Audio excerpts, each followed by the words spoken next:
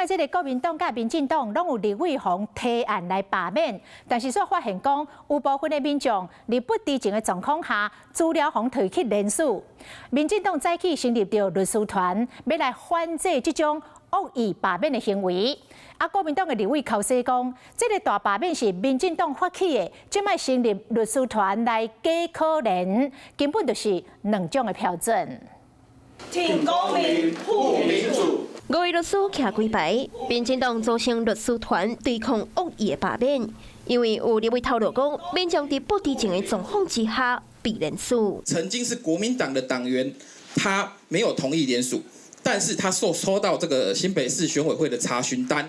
这个内容显然不是他个人联署，这样的伪造文书，处5年以下有期徒刑。他是非告诉乃论之罪，检察官知有犯罪嫌疑，这些新闻都出来的，都可以主动启动侦查。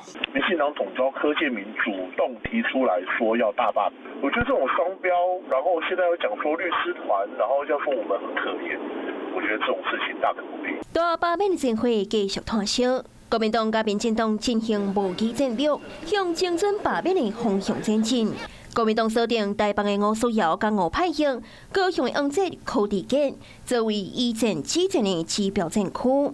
那民进党是评估新北的叶元之、台中的廖伟雄、罗定伟，甲台东的黄建斌，拢是危险名单。民进党一向非常团结，面对罢免潮，地方与中央绝对会密切合作。但是否需要律师团会再评估，我还是希望用政绩说服选民。